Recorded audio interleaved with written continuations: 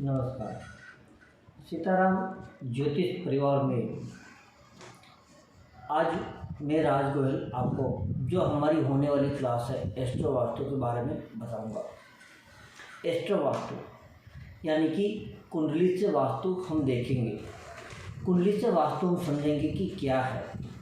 आप मान लीजिए कहीं पर आप विजिट करना नहीं जा सकते या वो आपको कंसल्टेंसी पर नहीं बुला सकते, तो उसके लिए है हमारा एस्ट्रो वास्तु। एस्ट्रो वास्तु हमें सब कुछ बताता है, लेकिन उन्हें हम सीखेंगे आसानी से कि एस्ट्रो वास्तु में क्या।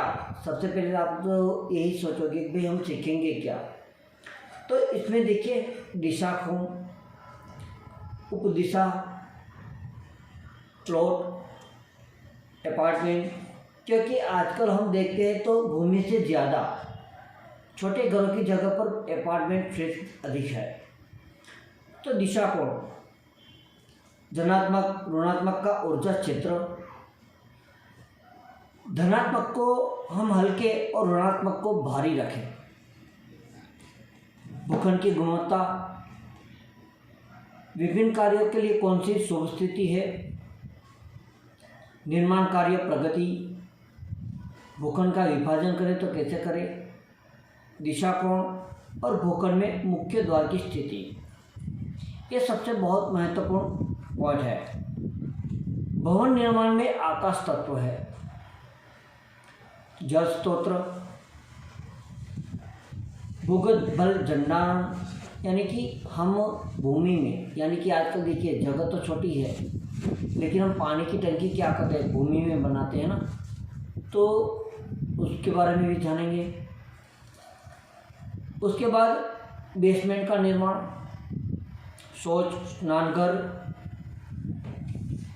पाकशाला, रसोईघर, पूजा कक्ष।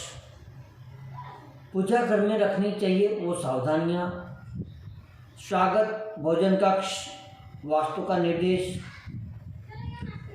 अन्न का भंडार, कबाड़ घर, अध्ययन कक्ष छोटे बच्चों के लिए और बड़ों के लिए भी, दोनों के लिए अध्ययन कक्ष एक ही रहेगा। उसके बाद बच्चों का शयन कक्ष, ये बहुत ही महत्वपूर्ण है। बरामदा, बालकनी, पार्किंग, सीढ़ियाँ। दिशा कोण, उसका दुष्प्रभाव, मुख्य दिशा, औरत की दिशा, शहरी में आवास, भूखंड का आच्छादन,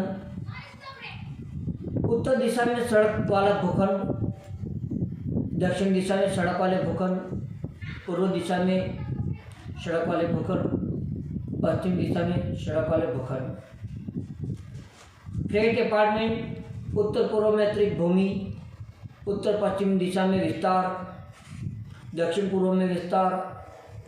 बहुमंजिला भवन के वास्तु सूत्र क्या है, तो ये सारी चीज़ें हम एस्ट्रो वास्तु में सीखेंगे। हर एक दिशा का प्रभाव है, उनको भी समझेंगे, क्योंकि सारी चीज़ें बताऊंगा तो बहुत सारे आपको लगेगा भाई ज़्यादा हो गया, उसमें समझ में नहीं आया, लेकिन छोटी छोटी चीज़ें हैं, वो सारी चीज़ें मैं आपको सिखाऊंगा। तो वास्तु शास्त्र में वास्तु के अनुसार घर के अंदर हमारे मंदिर का प्रभाव हमारे परिवार के सदस्यों को और मानसिकता पर जरूर असर डालता है। किसी भी घर के मंदिर को देखकर वहाँ पर रहने वाले लोगों को आंतरिक दृश्य जाने जा सकते हैं। जैसे कि जिस घर का नैऋत्य कोण, उसमें पूजा घर हो तो उन्हें पेट संबंधी कष्ट जरूर होते हैं, और वहाँ के लोग अत्यधिक देखा गया है कि वो लालची भी होते हैं। तो एस्ट्रो वास्तु में बड़ी आसानी से भवन को देखकर या कुंडली देखकर भी आप बता सकते हैं।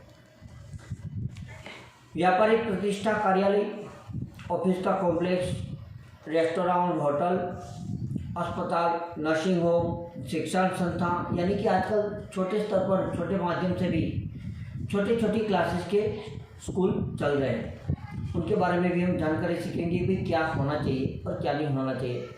सबसे बड़ी जरूरी है विधि शुद्ध।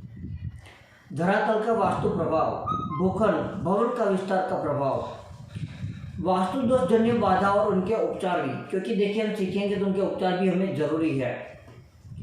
भवन का निर्माण कैसे करेंगे उनके बारे में भी हम जानकारी लेंगे। तो उसके बाद जब ये भवन की पूरी जानकारी के बाद जब भवन बन जाता है तब वहाँ पर जरूरत पड़ती है रंगों की, तो हम जानेंगे रंगों के बारे में। उसके बाद ज्योतिष और वास्तु, जब ये सारी चीज़ें हम सीख लेंगे उसके बाद सही से हमारी जो सीखने की चीज़ है वो हम शुरू करेंगे ज्योतिष और वास्तु। तो सबसे पहले तो रंगों का प्रभाव, उसके बाद 12 राशियों का विवरण भी छोटा सा करेंगे। हर एक राशि का एक तत्व है, तो राशि के तत्व विचार भी हम सीखेंगे। राशियों के गुण, जैसे हमारे गुण है इसी तरह से हमारे राशि के गुण है, उनके स्वभाव भी है। उनको समझने की तो बड़ी आसानी हो जाएगी आपको सामने वाले इंसान को पहचानने। तो वो सीखेंगे हम राशियों के गुण और स्वभाव के बारे में। जिस घर में 2 पूजा के कमरे होते हैं उस घर के मुखिया के पास एक से अधिक संपत्ति, जमीन, स्टेट, मकान अवश्य होता है। उस घर के बेटे की आमदनी के स्तोत्र भी 2 होते हैं। तो सारी चीज़ें हम जन्म कुंडली से और वास्तुशास्त्र में बड़ी आसानी से सीखेंगे। ग्रह, कक्ष, उनकी स्थिति, जन्मांक से ग्रह, उनकी स्थिति से दिशा, कक्ष और उनका निर्धारण, जन्मांक पर भवन की व्यवस्था, अनिष्ट ग्रह जैसे शुभ ग्रह ऐसे अनिष्ट ग्रह भी होते हैं, तो उनका उपचार भी सीखेंगे। जिन घरों में पूजा कक्ष ड्राइंग रूप से लोग लगे होते हैं तो वहीं पर होते हैं कि उस घर का मुखिया बुद्धिमान होता है। जिन घरों में अलग से पूजा कक्ष न होकर ड्राइंग हॉल में ही भगवान के फोटो मूर्ति लगे होते हैं उस घर के सदस्य जरूर बुद्धिमान होते हैं। जिन घरों का पूजा कक्ष का उपयोग बेडरूम के लिए किया जाता है वहाँ पर सोने वाली स्त्री महिलाएं धार्मिक प्रवृत्ति की होती है, परंतु बिना किसी कारण के वाद विवाद करती है और हाँ पैसे की अच्छी खासी बचत भी कर लेती है। दोस्तों एस्ट्रो वास्तु में ये क्लास 15,000 में कर चुका हूँ, मगर काफ़ी लोगों की रिक्वेस्टमेंट पर आधारित मैं दूसरी बार ये क्लास शुरू करने जा रहा हूँ। कुछ लोगों को एनरोल हो चुके हैं, ग्रुप बन चुका है, जिसे भी जुड़ना है अपना एनरोल करके एस्ट्रो वास्तु क्लास ज्वाइन कर सकते हैं। ये क्लास हम टेलीग्राम पर सेवा पर करेंगे। टेलीग्राम पर करने से क्या होता है कि यदि आपका फ़ोन एक राहु है, हमारे फ़ोन राहु में कुछ गड़बड़ी हो जाने पर व्हाट्सएप सारे डेटा जो होते चले जाते हैं, और टेलीग्राम कुछ सेवा पर क्लास करने से आपकी सारी क्लास वैसे ही पड़ी रहती है और आपके समय के अनुसार उसे सुन सकते हैं। कोई डाउट है तो आप ज़रूर मुझे पूछ सकते हैं, तो आपका डाउट भी क्लियर किया जाता है। एस्ट्रो वास्तु में बड़ी आसानी से हर एक चीज़ बारीकी से सीखेंगे। ऐसा नहीं होगा कि जो मैंने 15,000 में दिया है और यहाँ पर मैं फीस कम कर रहा हूँ तो आपको कमी रहेगी, ऐसा नहीं होगा। आपको पूरा का पूरा वास्तु का क्लियर किया जाएगा। धार्मिक वास्तुशास्त्र हमारे धर्म के प्रति बहुत ही जागरूक है और आजकल तो हर कोई फ्लैट अपार्टमेंट जो बनते हैं वास्तु से कुछ ध्यान रखकर ही बनाए जाते हैं, लेकिन हर एक फ्लैट वास्तु के अनुसार नहीं होता। धार्मिक वास्तुशास्त्र के अनुसार देहरी टूटी फूटी खंडित ना हो। अगर ऐसा है तो उसे ठीक करवाकर उसे मजबूत और सुंदर बना लेना चाहिए। ख्याल रखें, जब भी कोई व्यक्ति घर में प्रवेश करे तो दहलीज लांघकर ही आ पाए, सीधा प्रवेश बिल्कुल ना करे। ऐसा कहा जाता है कि जो लोग नित्य देहरी पूजा करते हैं उनके घर में स्थायी लक्ष्मी निवास करती है। तो जो देहरी पूजा है ब्रह्म मुहूर्त के समय में की जाती है। ऐसे ही आप छोटे छोटे नियम से और बारीकी से समझेंगे और अनुभव में जब करेंगे तब आपको क्लियर होगा कि नहीं, हकीकत में वास्तुशास्त्र जो आजकल प्रत्यक्ष होता है, एक जन्म कुंडली सिर्फ एक का ही उपचार करती है, लेकिन एक वास्तु पूरे घर के सदस्यों को जो है अपना प्रभाव देता है। देहरी जो है उनको दोनों ओर साथिया बनाकर उनकी पूजा किया करो नित्य दिन। स्वस्तिक कैसे करेंगे?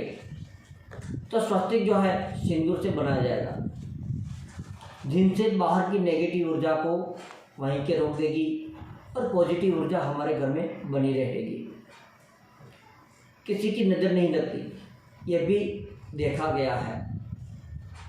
कुमकुम हल्दी डालकर भी दहलीज की आरती बनानी चाहिए, उतारनी चाहिए।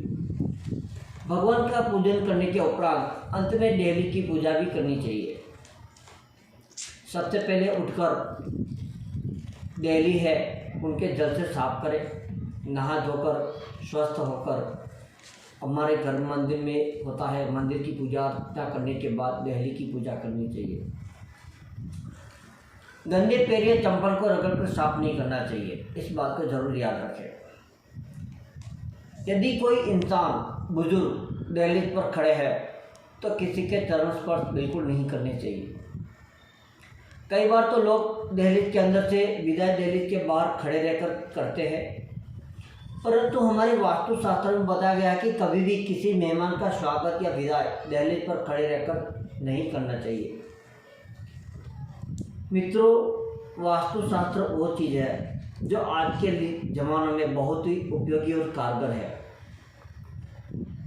आशा करता हूँ कि जो लोग मुझसे सीख चुके हैं और आने वाले क्लास के अंदर जो लोग सीखेंगे उनको बड़ी आसानी से मैं सिखाऊंगा, पता भी नहीं चलेगा कि कैसे उन्होंने हमारा एस्ट्रो वास्तु क्लास कर लिया। मैं चाहता हूँ कि मेरे होने वाले स्टूडेंट आगे बढ़ें। जो भी स्टूडेंट को मैं यहाँ पर मैं प्लेटफॉर्म देने जा रहा हूँ, उस प्लेटफॉर्म पर मैं आपको आपकी वीडियो को कमेंट को शेयर करूँगा।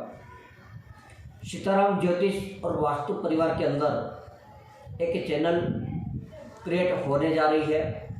उसके अंदर यूट्यूब पर, टेलीग्राम पर, व्हाट्सएप पर, सभी पर मेरे स्टूडेंट को ज़रूर प्रमोट करूँगा और उनकी कमेंट को आगे बढ़ाता जाऊँगा, जिनसे उनकी भी एक पहचान बनी रहे। वास्तु में देवता को भी महत्वपूर्ण स्थान है। हर एक देवता हमें काम जरूर देते हैं। हमारे जीवन में अधिक महत्व है, किसी न किसी तरह से हमारे जीवन को ये चीज़ें प्रभावित भी करती है। हमारे सारे ग्रहों के स्वामी और कहे जाने वाले सूर्य देवता, इनका यहाँ पर अहम रोल है। आपको जानकर शायद हैरानी हो सकती है। वास्तुशास्त्र में एक तथ्य आपने पढ़े होंगे, सुने भी मिल सकते हैं कि सूर्य देवता वास्तु की दृष्टि से भी मानव जीवन को प्रभावित करते हैं। संपूर्ण सृष्टि का आधार सूर्य से है। उनकी ऊर्जा के बिना पृथ्वी पर जीवन तो संभव नहीं है। ज्योतिष शास्त्र के अनुसार सूर्य ग्रह पूर्व दिशा के स्वामी माने जाते हैं। इनके शुभ प्रभाव के चलते जातक को धन संपत्ति ऐश्वर्य स्वास्थ्य तेजस्वी प्रदान करता है। तो इनको वास्तु से जोड़कर देखा जाए तो घर की पूर्व दिशा स्वास्थ्य और दोषमुक्त रहे तो उस भवन का स्वामी और उसमें रहने वाले सदस्य स्वतः गुणों से युक्त और उनके चेहरे पर तेज आता है। सीताराम ज्योतिष परिवार